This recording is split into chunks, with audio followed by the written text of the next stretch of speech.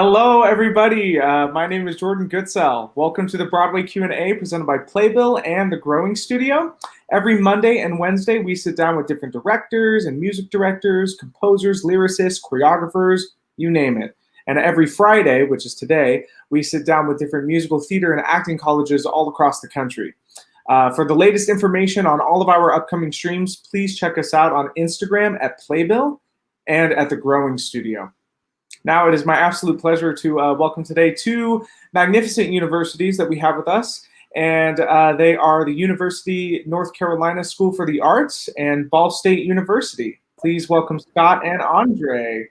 Hi guys, how are you guys doing? Good, how are you? Good. Good. Awesome. Where are you quarantining right now? In your respective states or elsewhere? You go ahead, Matt. Okay. Yeah, I'm in my office at UNCSA. We're actually completing our second week of classes this week, so we're up and running. Wow. Yeah, much like Scott, I'm also in my office here in Muncie, Indiana, where we are about to complete our first week of classes on campus. That's incredible. I mean, just I can't believe things are back in full swing, right now, but we're all pushing on and moving forward. Let me tell you, we can certainly tell the students are more energized than ever, because I think that they, after ending their school year last year remotely, being face-to-face here, there's such a palpable energy, and it's great. Yeah, I've been having the same experience. A student came up to me yesterday right before class and just was telling me how thrilled she is to be back and how she's really finding we're in hybrid, so we're doing a combination of face-to-face and online. But she was saying she's just finding that her ability to engage with the material has really come back. It was tough when we made the sudden pivot to online only in March. And I just agree with Andre. The student enthusiasm and engagement with the curriculum has been outstanding.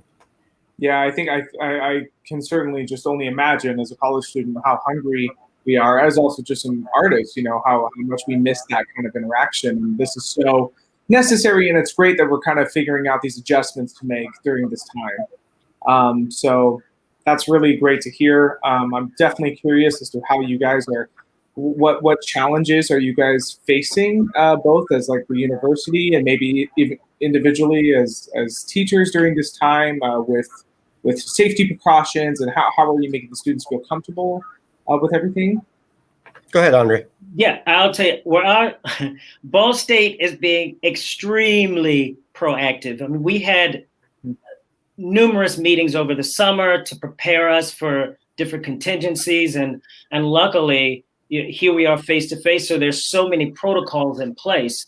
One could say that the protocols are very challenging because it is almost like a new world order, but I think that everyone is working so much in lockstep. The students are being amazing, adhering to the protocols. In fact, that we've got some students, especially in our department, I had a student say she actually called the police on someone because they were gathering of so many people. So I think as long as the students are engaged in the process of safety, because they want to keep the classes in person. They want to do whatever they can. And so I think that they're leading the way. And their faculty who are, obviously, we were concerned about how we're going to do this, what was going to happen. But everyone has just fallen in line, and they're working their butts off to make sure that the students are safe and that we're safe. So it's been such a concerted team effort. It's just been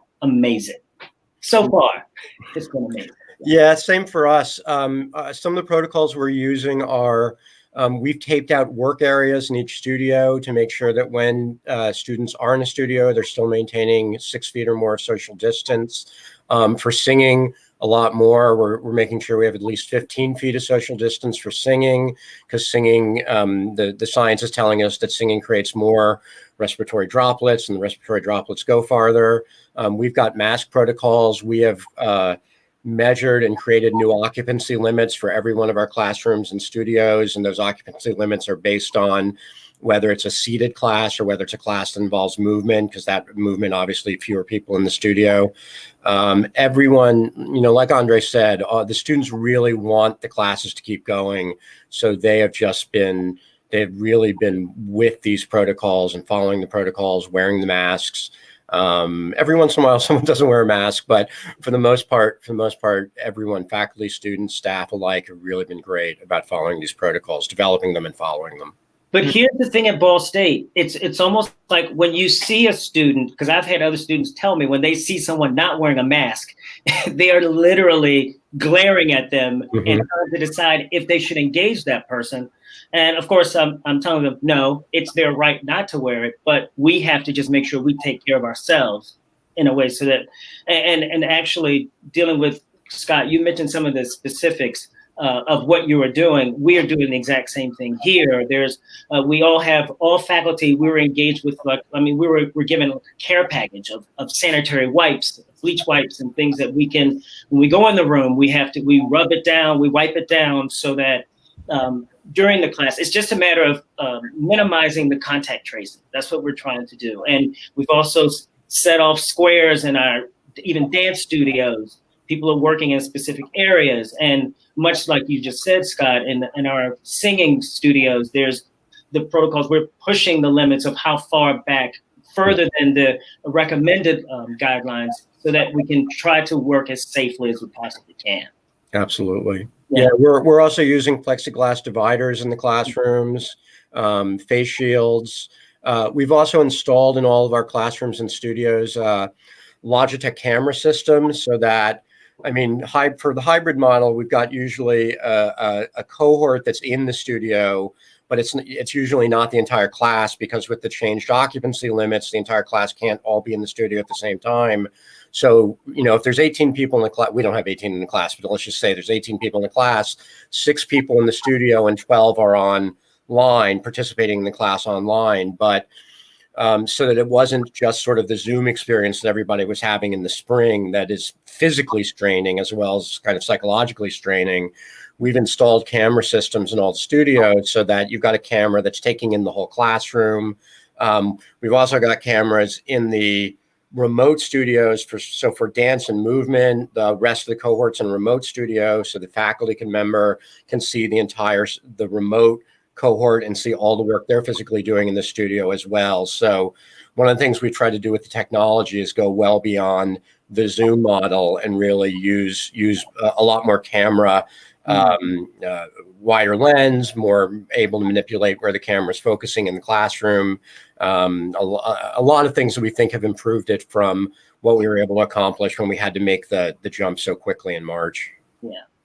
Wow, I'm so blown away by that, and I can't help but think like this is probably going to stay. A lot of this stuff is going to stay even when things will open back up and whenever that may be. But like the cleaning and these and also it's just great for other emergency situations like this is, Well, much like that, even when you deal with the technical aspects of the cleaning and the protocols, I feel like the students are going to gain knowledge that they wouldn't have gotten otherwise, and having to work finding as far as acting or singing, is finding the immediacy of partnering with someone, but not having them right in front of them. You have to have that urgency as if you're still trying to reach them. I think there can be benefits to, we have to find the benefit to the situation that we're all in right now.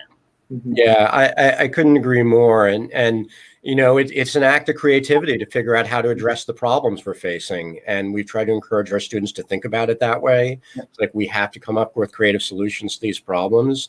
And as the question you asked suggests, I think that some of the things that we're instituting now are going to stay with us even after all things, as we're all hoping for, things get closer back to normal. There may be a new normal, but when there's a vaccine, when we can really be in space with each other again. One of the things we're doing is our very first production of the year is a streaming production. I don't want to say Zoom because it's a different platform. It sort of looks like Zoom, but it's got a lot more technological flexibility. But we think that form of production is going to continue after the pandemic is hopefully behind us, because it creates greater amounts of access. It really democratizes the ability to put work up on the internet. And we think if our students learn these skills right now, they will be on the cutting edge of some of the work that's going to continue to be created, even when we're not doing it out of necessity because of the pandemic. It's like you're developing skills that the students are being challenged to develop skills now that will serve them so much better in the future that they didn't even realize they would undertake so soon. I think we're also going to, we're kind of at Ball State, we're doing different things. There's some of our productions are going virtual, but actually the first production of our semester, I'm directing it, Dutchman by Amiri. Yeah, and which is all about immediacy and these two people who are literally on top of each other. And it was such a huge challenge to me. But I tell you, it's with the actors, and we're also rehearsing in mask so far. So the signals you usually get from that proximity of someone right beside you and seeing their face, they're having to fight through that. And I said that the process is going from self-generating as actors into this where they're almost working so symbiotically all of a sudden. It just clicked in, and it's been so rewarding to see. I think because students are so resourceful, and they are finding their way to work this very, very difficult text in a way that's really, it's been so heartening to me. So I think that in spite of the procedures that are in place where you can't work, everything is about 6 feet away at least, and working through that. And like I mentioned before, finding the immediacy in the work as the actor, and they will get there. They just have to get the opportunity. And I think the idea of being face to face with someone is so great for them. But I'm looking forward to our virtual productions as well. We're lucky at Ball State. We're still forging ahead we're creating these new frontiers, but we're also giving the students what they expected with some minor adjustments, obviously. Well, also, Dutchman is such a perfect play to be doing in the moment that we're living in right now. It's just a brilliant piece of writing. And with everything going on in the world, and it just keeps building up. It's a great play to be doing. And here's the thing, I chose not to do it. I feel so much theater today is about making it relevant for putting it in present day. I want to present it as a historical piece so that the students can see that these cycles, they just keep coming around. This was 1962 when he wrote it. Yeah. And 2020, it's not much different. In fact, it may be even more divisive than it was in 1960 when Baraka wrote it. So I think it gives them a greater understanding of the history, of our history, and hopefully they will take that. And they're going to automatically see how it relates to today anyway, but sure. Understanding how it, not even where it began, but one of the earlier stages of it, which they have no idea about. Right. Right. Well, good luck with it. I have great admiration for that play. Yeah, so do I. I was very excited when my chair asked me to direct it. It's great. Yeah. I'm very inspired by this conversation as you guys are figuring out how to adapt to, and that it still can be inspiring, and with the students that, we just learn how to make adjustments with whatever we're going through, and this is just one of those, and it's an opportunity, so that's really great.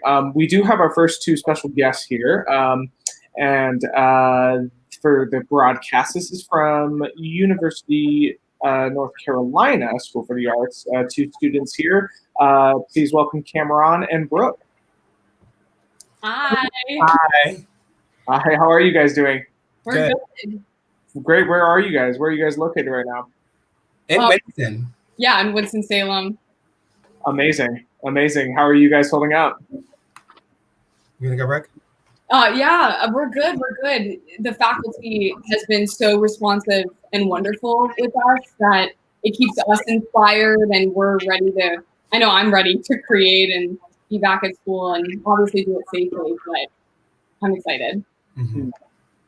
What about you, Cameron? I second that. I mean, fourth year's tough in its own different ways, but being back at school around like all my creative classmates not around, but we're all in Winston, just at our own houses. It's been nice. Like, it's got the creative juices flowing, and it's keeping me inspired and like not sinking with the current state of the world. So it's really good. Yeah, well, I'm loving that you guys are having that experience. It's really great to hear and really uplifting during these times. What questions do you guys have? Let's start with Brooke. You mean for Scott? Yeah, for Scott. What? Like, I'm so sorry. What do you mean? Like, do you guys have any? Do you have any questions at all, or? Well, they're working here right now. Like I was saying earlier, they are finishing their second week of classes. The two of them actually have a class with me at 2:30, getting ready for their professional showcase. So we're already thinking about how we're going to be showcasing in the spring. One thing they may want to talk about is we're right at the beginning of the process of a specific senior class project, Keys to the Kingdom, where the senior class produces their own season of work. And it's been a real struggle, as it has been for the school, I think about what kind of work they want to produce. Normally, they would do plays in one of our theaters, but I think they could maybe talk a little bit about how they're approaching Keys to the Kingdom and how they're approaching having to create their own work, which is such a big part of the senior year. Yeah, so during my time at UNCSA, I've been extremely lucky that the faculty has been open to me stretching as an artist, whether that's being, I initially was a music theater artist, and I decided to come to UNCSA to pursue acting and still cultivate singing and dancing on the side, but the school offers, which is a large amount. And so during our time, we've been really lucky to work with different devising teachers, specifically Andy Paris with the Tectonic Theater Company. And I started cultivating being a writer. And I've choreographed in my time at school. We have this program called Intensive Arts where we get to create our own work the 2 weeks after Thanksgiving. And so I've been able to choreograph, write my own music theater songs, and do the things that I want to do as an artist and try to find my voice, which is really great. And with Keys to the Kingdom now, we have a theater that we get to work in, and we're deciding how we can safely navigate, according to CDC guidelines, putting up a full-scale production. So I proposed Bad Jews by Joshua Harmon, and to do the rehearsal process in masks, and we're just trying to figure out a way to stay creative and to really engage in our craft with the state of the world being what it is. Sorry, I cut out there for a second. I was having Wi-Fi issues. Oh, you're good. I loved what I picked back up into. What grade are you guys in? We're both seniors. Both seniors. Okay, so this is how is it having your year? I mean, I know you guys are doing your best to kind of. Are you a little bummed that I mean, you can't really control what's happening in the world, right? You're just adapting and adjusting to the circumstances of what you can. How have you adjusted, your mentality and trying to stay positive with looking forward to doing everything you can right now? You want to take that, Cam? Yeah. I mean, it's been, at first I was a little bummed out like over the summer, but like once school started and once I've like been in this bubble that is UNCSA, I was immediately kind of like uplifted and brought kind of out of my like creative block and my rut. Just because the way we're handling our main stages, like I was still excited to get casting. Like I was excited to get casting and figure out what play I'm in and figure out the process and my ensemble.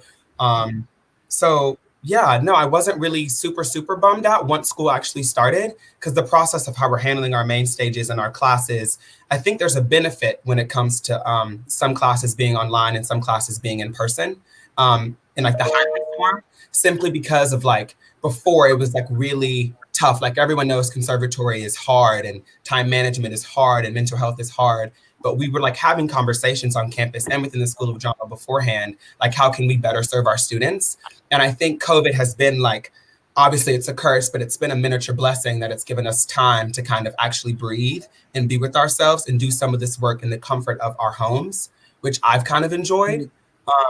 But yeah, no, it's been really, really sweet. I mean, like there are things that we're missing out on, that things are like a little bit more complicated, but we're always in open communication with the faculty, and they're like really open to all kinds of feedback. And yeah, it's been really good. I've really enjoyed it. It's been interesting. I think interesting is the word of the whole 2020 when it comes to school and training, especially being an artist. It's all interesting and different, and it doesn't always mean it's bad, you know? And I think the faculty is, to the fullest extent, showing how much they care about us. And we would like to continue with our training and making sure that we're getting what we came to school for, but also making sure that it's safe and that we all feel comfortable. And they're working in close hand with North Carolina's guidelines, and it's really clear that they're trying so hard. Yeah. Right. Yeah, that's that goes without saying. I think that everybody, I'm glad for you guys that you guys are still having a good experience and are looking at the positive and trying to make the most out of it.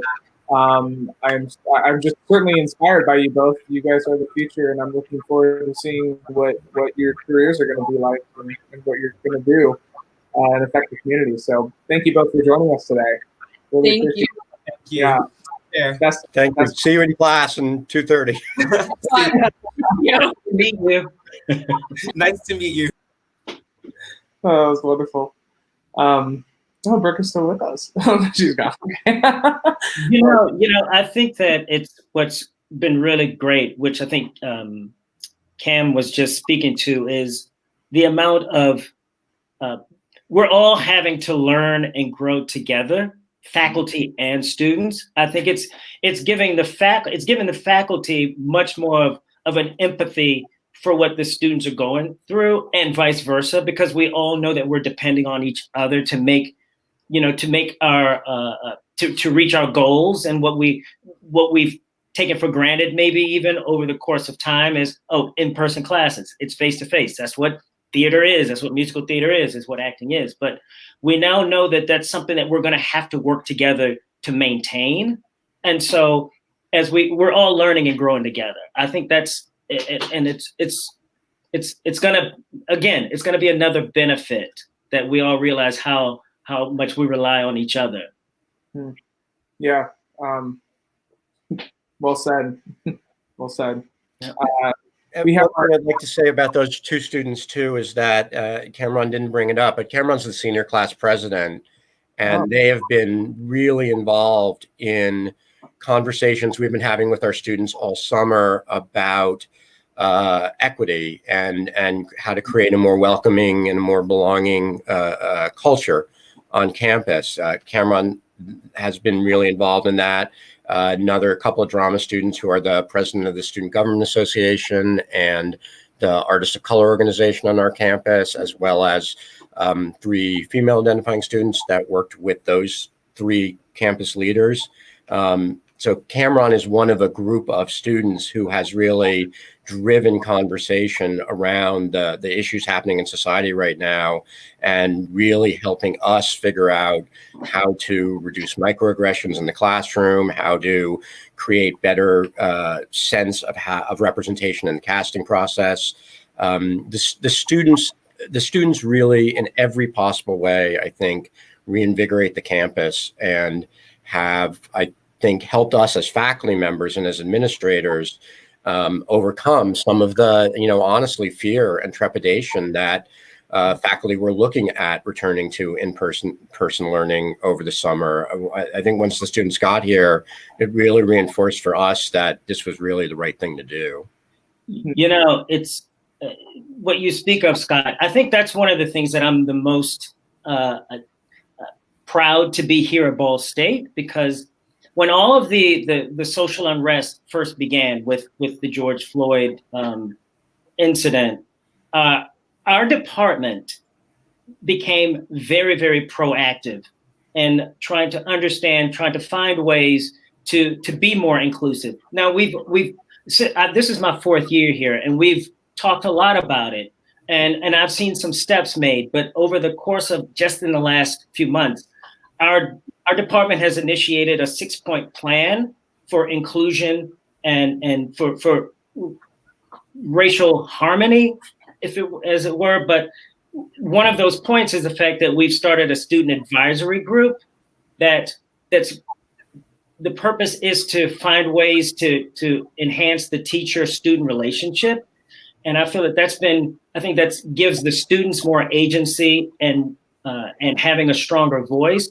We've also started in our production season, 60% of our offerings will be from BIPOC, non-gender conforming, non-binary voices and female voices.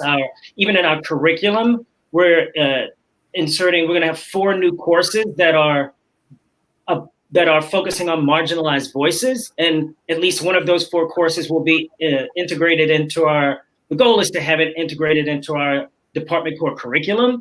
It's about student retention. It's about finding more students of color for our department. We've just got an alumni ambassador, Kayla Davion, she's still in the Tina Turner musical on Broadway, but when that comes back, she's in that. She's a 2017 graduate. She's forming a cohort of mentors and coaches to work with high school students, particularly high school students of color.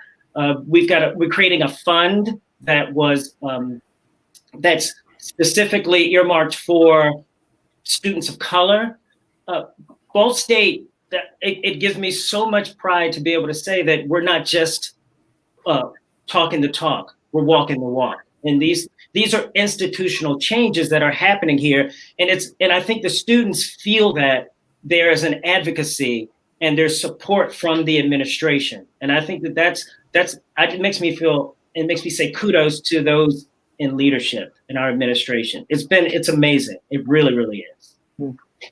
It's so necessary with the way things are moving in the world right now and in New York here, so that is great that your university is taking that action and really great to hear, and love that there is that for the students, that they're feeling that. And but not just the students, the faculty. We're all taking our fall retreat. We're taking an anti-racism workshop, the whole faculty and staff. So it's feeding this culture of inclusivity that's amazing. Yeah, that's wonderful. We do have 2 more special guests here from Ball State, and so I'm gonna go ahead and welcome in Ren and Imani. Hello. What's up, bro? Hey. Welcome. Do you guys have class later, or is this just before? Yeah. Okay, so we're welcome. I'm so glad to have you guys here. What grades are you guys in? Imani, do you want to start? I am a sophomore MTO. Okay. Yes, and I am a senior MTO. Okay, great. So two different places right now. Kind of interesting to have your senior year be in this environment, and then sophomore year, you're just kind of right off the freshman year, getting now settled into the university and all your curriculum, and here we are in this state of our world right now. How are your experiences going so far this year? I was greatly apprehensive about coming back to school. It was one of those things that I wasn't sure how. I mean, we're in a theater major. How is that going to work? I mean, when it comes to all the face-to-face things. However, I must say that after this first week, because we started on Monday, after this first week, it's been wonderful. Everybody is taking really great precautions, and I actually feel very safe. God willing, let's there. Well, how about you, Imani? I think everything's been going good so far. Coming back to school, I was very hopeful and very optimistic.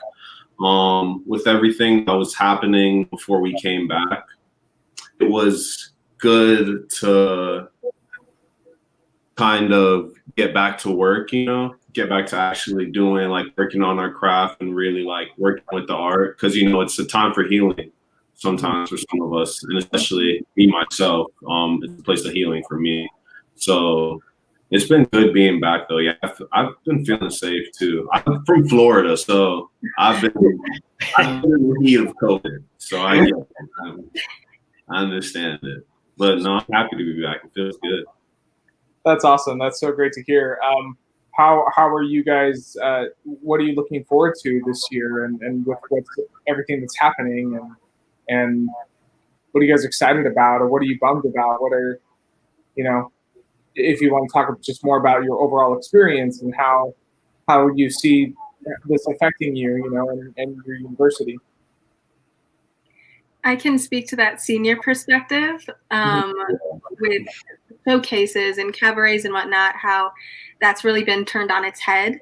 But at the same time, it's kind of the way of the future, having things be in a virtual format. So everybody that I've worked with so far, especially the faculty, has really been working hard to find a way to make the Ball State experience unique, and especially when we put it out into the world. So it's been very interesting, especially when we first got back and we were talking about what we're going to do. I mean, obviously, there's no way to have these things in person at the moment, and let's not do those things. But yeah, I think the showcases are really a bump in the road, but at the same time, it's the future. So what is if, and Andre, you can speak about this too. What is happening kind of in place of a showcase? What is the plan there? Well, for Chicago, which is our first showcase that comes up, that's going to be virtual. Yes. We still there now, and later in the spring, the New York showcase, and actually, I think we were one of the last showcases last year to actually present in New York, because it was the first week of March, and after that, everything shut down. So that and our LA experience as well, they were not there. There is no decision made on those yet, but Chicago is definitely going to be virtual. So the others have a TBA, I guess. Wow, that's great. That'll be good for the. I mean, we've been doing virtual showcases at the Growing Studio so far, and that's been pretty wild over Zoom, having breakout rooms and like putting agents in this room and that room. Yeah. So. Well, our LA experience is not a typical showcase anyway. We work with a casting director based in LA and a talent manager, and they set up the whole thing. They bring in current pilot materials, pilot scenes that the students will then put on tape. So that's always been a certain element of the LA production of the TV film side. So that won't be different, but we'll see. Hopefully the in-person meetings, interviewing the different representatives that our LA contacts have out there, as far as producers, talent, other talent agents, and TV execs, that we'll have to see how that's going to actually happen. Right. And Amani, just to bring you back in here, how what are your challenges that maybe you think you're going to face this year, or how are you dealing with your experience right now?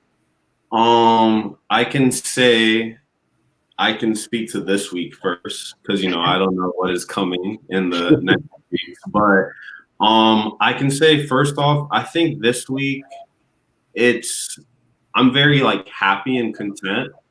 In terms of, I know that in the past few weeks I've been working on The Dutchman with Andre. He's our director, and getting back in the groove of classes this week. It still feels like we're learning and we're growing. It doesn't feel like anyone is this feels weird, or I understand the situation is different, so we're trying to treat it a different way. It's been feeling really good. I can say the past few days have been more challenging in terms of like dealing with the things that are happening in Wisconsin and stuff like that. I think it's a little hard to just go about the day by day, having to think about those kind of things, because you really don't know if it could be you as the next one in the way that it is in America now. But I can say being at school, it gives me something to focus on and something that I really care about. And it's something that just makes me really happy. And I can say that this week, especially, I've already felt like I've grown after 5 days of being back. I've already learned things that I'm like, oh, wow, I know that will make me better in the future.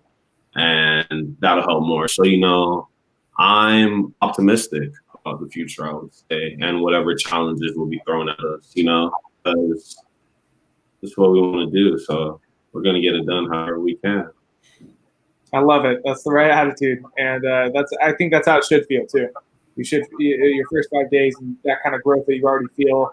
That is, in my opinion, how a university should be operating and how you should be inspired, and so that's really awesome to hear. Ren, do you have anything to add to that at all? I love my school. Well, thank you guys so much for joining us, and have a great classes today, and a great rest of your semester, and best to you, and stay safe and healthy, and take care. Thank you. You too. Bye. Good luck with your year. Yeah, thank you. Well, that was very special. It's pretty cool to hear about their experiences. Do you guys have any reflection on that at all? Well, I think that they are representative of the kind of the people, the students we have here at Ball State, because we often say, and a lot of, there are other schools that feel this way as well, that you can have all the talent in the world, but talent doesn't speak to who you are as a human being. And here at Ball State, we're so much more concerned. I mean, yeah, we love talent. Who doesn't? You want talented people. But it's about the people, the humanity, the human beings that we're entrusted with by their families to then send them out into the world. It's honing that sense of humanity that's so important to us here. So, and the two of them are, I mean, obviously that's why we had them on, but they are representative of the student population we have here, and our goals as teachers to inform their humanity so that they are productive and also humans, first and foremost. So talent is one thing, but they're good human beings is another. Mm-hmm. Yeah, we talk about at the very beginning of the year when I meet with the school and the freshmen, we talk about the three things we really value are citizenship, discipline, and professionalism. But citizenship comes first. And we want people who are going to be good citizens of our school and who are going to make good citizens of the world, artist citizens. One of the great things, Andre was talking a lot about everything they're doing at Ball State to create, more equity, more diversity, more inclusion, and a lot of things we're doing too. But one of the things that I think is really important is that the reason we want to have a diverse group of students is we feel that the more different stories there are in the room, the better the training is for everybody. Yeah. And the more different kinds of people every student encounters, that helps their acting training. I mean, it helps them as human beings, and it helps their acting training. It's not just it's not just a social justice goal, although it is that too, but it also makes for a better education. But something Andre said before is really important. You can't just recruit for diversity. You have to retain it, and you have to make people know that there's a place for them there, and that they're not just there to check the diversity box, but that they're there because there's a value in other people hearing those stories. So the breadth of stories that the range of students these schools are bringing in, I think, is a really important part of the training. And I also think, what Imani was saying right at the end there, we were talking about this. I teach first year acting, and we're at the end of our second week with our freshmen, and we were talking about this in class yesterday morning. And when I talk about any of these issues, I have to acknowledge my own privilege. I'm who I am. Everyone can see that on the screen. But after the I think heroic acts of the NBA players, when we had class the next morning after the boycott, I'm not sure if they're calling it a boycott or not, but after their decision not to play the 3 games on Wednesday, we had to talk in class about when those players are making those decisions and they're professionals and they're getting paid and they're on TV, it causes students to think sometimes about, is what I should be doing right now going to an acting class? And those are really important conversations. And I remember having those conversations with students when the demonstrations in Ferguson were happening after the Michael Brown shooting. And, students, with so much going on in the world, students are often asking the question, is acting the thing I should be doing right now? Is going to my acting class, going to my voice class, going to my dance class, is that the right thing to do right now? And I think it's important to honor those concerns, because it's a valid question. It's a really valid question. And we try to talk about, everyone has to make a decision for themselves. That's the right decision for them. We can't tell anyone what's the right thing to do, but that we do hope that training as artists and training as artist citizens helps people to feel like they will have a voice and that they will have mechanisms available to them to express their feelings about the things that are going on in the world through their artistry. So I was really struck by the fact that he alluded to that. And I think it's something that all of our students, especially obviously our BIPOC students, and I think especially Black male students, have to deal with, especially looking at, not just males, because of course there's Breonna Taylor and so many women as well, but Sandra Bland, the list, I don't have to tell anybody, the list goes on and on and on and on. But it's really important for us, I think, to know that our students are very tuned into that as well. And it can really raise questions about, is acting training the best thing to spend my time on right now? And we have to honor those conversations. Well, we have to be willing to have those uncomfortable conversations. Yeah, absolutely right. And if we're dealing with, particularly as artists, we teach them and we empower them to be sensitive, to have this sensitivity to the world around them. So we can't expect them not to have these visceral reactions to the things that are going on in the world around them. We just can't. So, and listen, there's a certain amount, I'm a Black man, and I've had my own encounters with racism, with these things that have been said to me, about me, through the course of my life. But that still doesn't mean I have all the answers, because I don't know exactly what a 19-year-old Black individual is going through, because my history has informed me to feel a certain way because I've been dealing with it for decades longer. But we still have to be willing to engage them and let them feel like they have a voice to speak about what they're feeling. And Scott, you're absolutely right. If these individuals, when they have those questions, what is the value of me going to acting class? Much like, the NBA players, what is the value in actually going out and play today? Because I'm just not feeling it. I just can't. So we have to be able to honor them and to let them work these situations out. And when they're ready to engage us, to talk to us, hopefully that we are just there to listen as opposed to trying to dictate, because we can't. Well, sorry, one other thing I want to say too, and Andre probably just has too much grace to even bring it up, but I'll say it. Another thing the schools have to really be mindful of, and this is part of our process that we're working through as well, is the amount of burden that falls to faculty of color. Yeah. Because our faculty of color will tell you that their workload is probably increased 30, 40, 50% by being the faculty members that the students of color go to share their concerns about these issues.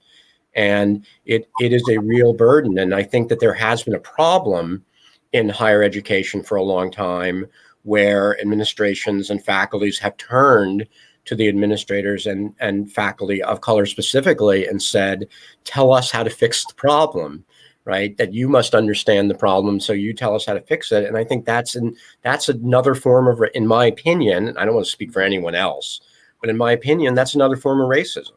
You know, when we turn to our faculty of color and say, we expect you to tell us how to solve these problems, we have to work together. And one thing Andre said is that the further you get into the work, the harder the conversations are. Yeah. And the conversations we've been having a lot, one of the main conversations we've had since the execution of George Floyd was that students have really been more open with us about going how much they feel they are dealing with microaggressions in the classroom every day.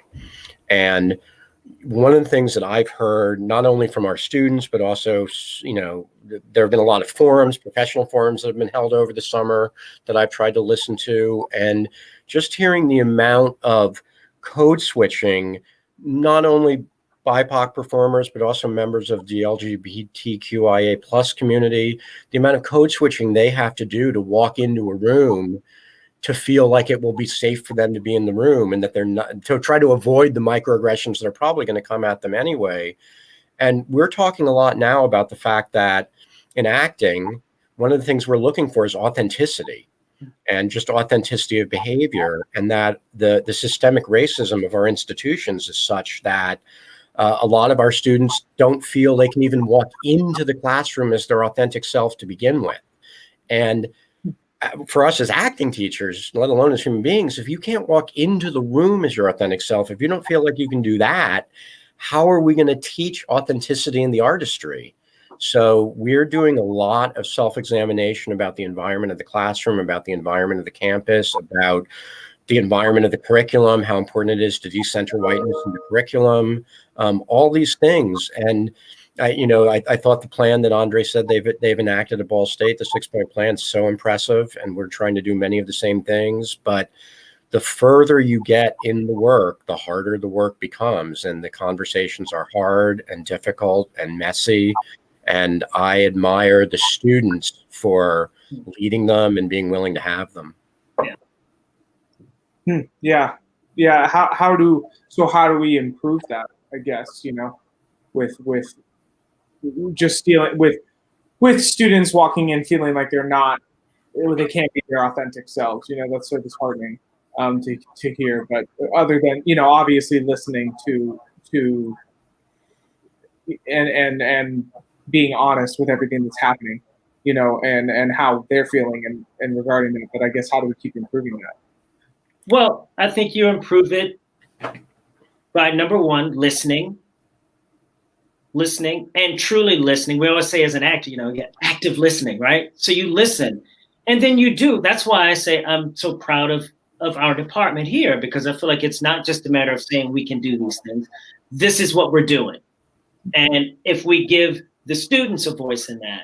I was just having a conversation with a colleague, actually a group of us, talking about even as far as voice and speech. You know, what's the value of IPA with a student of color? Is it shredding that, or is it telling that student that they can't be their authentic self?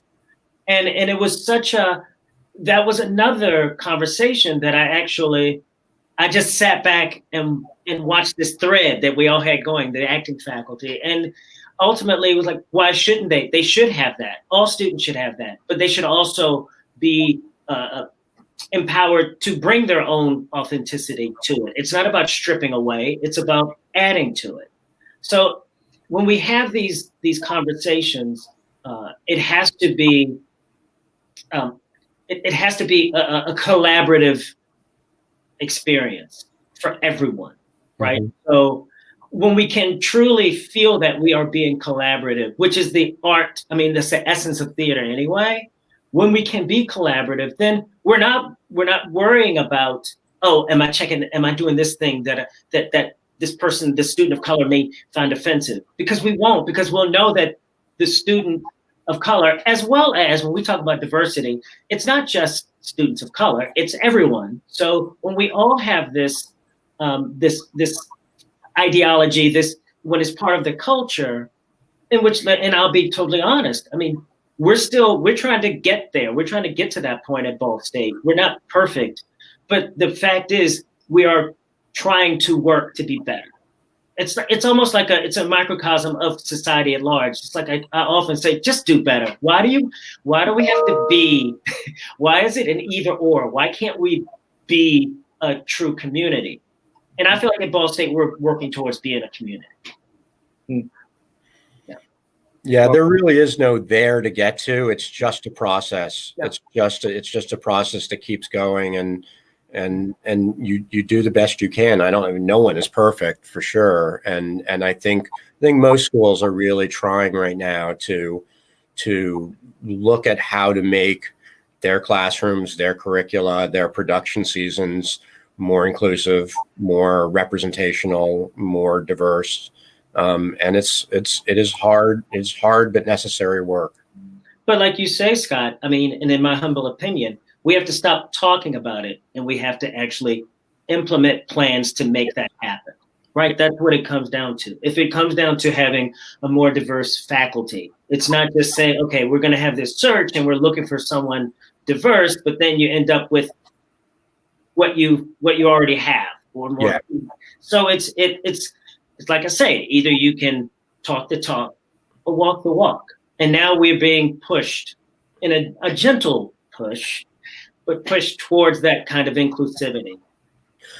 Well, yeah, you're right. The search process is one of the most crucial places to look at how to do the work. So we've initiated a guideline where all of our search committees, all of our faculty search committees have to have EDI training before the search process begins.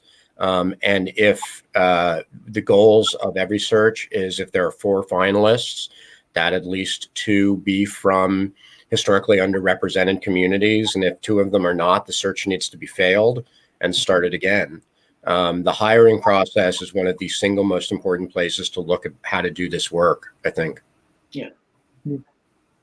There are a couple questions from the audience that I would love to. What are you talking about questions? Come on, let's talk more. I thought this conversation is so good. I don't want to stop it. And but for sake of time, I just want to get to some student questions that they have for you guys specifically about your universities. So this is from Mira, who's from New York. This is a pretty good question. She says, without an interview or visits, how can a prospective student know they're a good fit for a program and vice versa, and show high demonstrated interest in this non-traditional year? She said, I have attended many virtual programs and contacted schools via email, and I know some will host virtual interviews and auditions, but I've been surprised that many schools are not conducting Zoom interviews for admission consideration this year. Well, I can say that Ball State does accept virtual auditions. It's not a pre-screen. They're treated just the same as if they were in person. So they have that avenue. And as a matter of fact, I can give you an email address. Reach out to A.M. Sadler. That's A as in Apple, M as in Marion, I believe. Sadler, Sadler, at bsu.edu. And what she can do, she's the head of she works in our office, and she can point you towards even students, or you can find students. We encourage you, reach out to, because all the kids have Instagram and whatnot. You can reach out to any Ball State students, and if you don't, you can also email me, adgarner3 at bsu.edu, and I will point you towards students who you can talk to. Perfect. I think Will's getting that on the screen for us right there. So there we go. There's right there. And what I would say for us is our assumption right now is that the entire audition process is going to be virtual this year. We just do not foresee live auditions happening in January, February, which is the general time that our school is having auditions. We just do not believe at that point we're going to be doing in-person auditions. So I would encourage students, one thing I would encourage all students to think about is if you're going to be auditioning, ours will probably be Zoom or some platform like Zoom. because we still want to have the conversation. We want to see the work and have the conversation. But in terms of the presentation of the work itself, students should really be thinking about the fact that they are going to be on camera. If you're on camera, the background behind me is a bad background for an audition. You want to have something solid. You want to have something that is darker. You want to have clothes on that you make sure don't get blurred by the camera on your computer. You really want to think about the fact that your audition is probably going to be carried to the auditors, either live or virtually via camera. And you're doing, it's a lot more on-camera oriented work to audition this year. In terms of getting information about the program, for us, the email address I'll give you would be Gordon Q, GORDONQ at uncsa.edu. He is the School of Drama's Director of Recruitment, and he will be able to respond in terms of providing information about the school. I think it's really important, since probably you won't be able to go to the campus this year. Maybe in the spring you will. I hope in the spring you will. Like Andre, I hope that by April we can do our showcases in LA and New York live. But we did hold virtual open houses for our accepted students. We did a whole series of events for Accepted Students Weekend last year. You got to pour over the websites too. You got to read. I mean, some of the stuff's a little dry, but you got to read about the courses. You got to read about the faculty, and you got to read about the courses.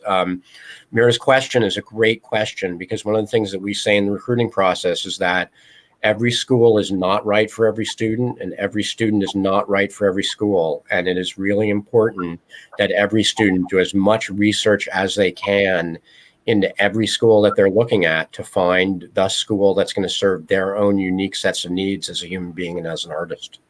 Oh, yeah, I do want to make sure, thank you, Scott, you reminded me that as of now, we are doing in-person auditions at the end of January, and I think there's 2 in February as well. We are also at Chicago Unifieds, but we don't know what the format's going to be. Chicago, New York Unifieds, LA Unifieds. We're at Moonifieds as well, and Cleveland Unifieds as well. But yeah, all of that, in January, late January, we don't know where the world is going to be as far as if it's virtual, what the format will be, but we're still on hold for that. But as of now, we're planning to have on-campus auditions, as well as whatever form or iteration the Unifieds will be doing. That's great. That's great to hear. We're part of a consortium with Carnegie Mellon, BU, Rutgers, and SUNY Purchase. And as a consortium, we've reached and I admire that decision to continue to hold out hope to go live. I really do. Mm-hmm. We've reached the decision that we are going to just announce virtual now. Because I don't know, because there's so many different things. Because we were starting to talk about having to book the hotels. Yeah. We go to New York, we go to Chicago, we go to Los Angeles, and we have on campus as well. And when it came time to start, putting down the deposits on the rooms at the hotel at the Hyatt in Chicago, we're like, I don't know if we want to put that money down right now. So, I really hope the potential is there to do live in-person auditions. But for UNCSA for this year, we're pretty sure we're going to have to go entirely video. Wonderful. I totally understand. It's like a moment by moment kind of situation. It is. It's evolving. It is really evolving every day. It's hard to see it that far ahead, even, as close to January and February, like what. I mean, certainly the conversation we're having in New York right now as well. Just when's it all gonna be okay to do that kind of stuff and take that kind of measures? But my heart bleeds for the high school senior trying to figure out how to navigate this too. Yeah. So it's, One thing it does make me want to say about as students are looking at programs is I think that the on-camera component of a school's curriculum is going to become increasingly important, because I think that the on-camera work is going to the on-camera work is starting to come back now. Yeah. They are starting to shoot some TV shows. They are starting to shoot some movies. A lot of protocols, pods by crew, et cetera, really highly developed protocols. But I think young actors should be aware that the on-camera work is probably going to come back more quickly than the live theater work. I think the financial model for live theater, the financial model for the Broadway theater is going to be tough, because it is just a while before you're going to be able to fill all those seats. And if you do, we don't know if you can fill all those seats, if you're going to have to take a third of those seats out, if you're going to have to put dividers between those seats in those theaters. So, and I'm a theater guy. I'm a theater person through and through, and I want to do live theater. I want to direct live theater again, and I really want the live theater to come back. But I think professionally, it's really important to be aware that I think the camera work is going to come back quicker, and I just encourage young actors to keep that in mind as they look at the programs they're considering, and make sure there is some on camera included in the training, because I just think that is going to be an absolutely essential skill for people going forward. I think it is anyway. We've put a lot of emphasis on camera recently, but I think post pandemic or during pandemic for sure, I just think the on camera work is going to come back faster. Well, I think most of our acting curriculum, as well as our musical theater curriculum, has on-camera classes in it as well. We're also associated with our telecommunications department, which shoots a lot of student films, where we have directors who need actors, so they tend to use our acting students and musical theater students for their works too. But I absolutely agree with you, Scott. That's where the industry is heading right now. Live theater, it's going to be a minute. It's going to be a minute before it's back to any semblance of what it was. So yeah, that's definitely words for thought, and need to take heed of that. Yeah, and I don't remember the exact number, but there was something like 432 scripted TV series shot just last year. Because the more streaming services there are, the more there's a need for content. Right. With Hulu, Amazon, Netflix, Peacock now, CBS All Access, they all want, they've got libraries, all those people have libraries, but there's just an increasing need for film content. Yeah. And I think that's just going to go up and up and up. And like at Ball State, we have a really close relationship with the UNCSA School of Film. World-class film school here. We strongly encourage our students to participate in the student films that are being made by the filmmakers in the School of Film. We've woven on-camera training through all 4 years of our acting training. We work with a great teacher out of New York, a gentleman named Bob Krakauer. I know Bob. Yeah, he's pretty well known in the New York on-camera training world. Yeah. And works in the industry a lot as well. Does a lot of on-set coaching for actors. But he comes 3 times a year. He works with freshmen, juniors, sophomores, and seniors every time he's here. So by the time our students graduate, they've gotten 12 workshops in with him.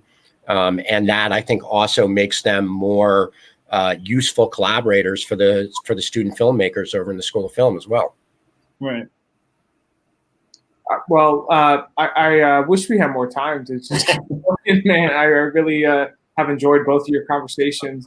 Thank you so much for sharing, and I hope this was really helpful. I can't imagine it not being, but for all the students and everybody who are listening out there, yes, please follow at UNCSA and also at Ball State University on Instagram and social media. Thank you both for your time so much. What a great conversation this has been, and I really just looking forward to continuing hearing about your universities and all that you're doing for students and faculty and the world. So thank you very much. Thank you for having us, and Andre, it was a pleasure to share the screen with you. Yeah, same here, Scott. Absolutely. Thanks for having me. And good luck with Dutchman. It is a tough play to do. Woo, yes, it is, and it's fire. It's fire. Genius, though. Great piece of writing. Yeah, it is. Well, stay safe and healthy, guys. Thank you. You too. Bye. Thanks so much, everybody. I hope you enjoyed that conversation. It was certainly fascinating. And everybody stay safe and healthy out there. Please follow at Playbill and at the Growing Studio. For more information on our live streaming events, we are coming up on Monday with our next Broadway Q&A series. And thank you so much for watching. Have a wonderful Friday, and we'll see you soon. Bye-bye.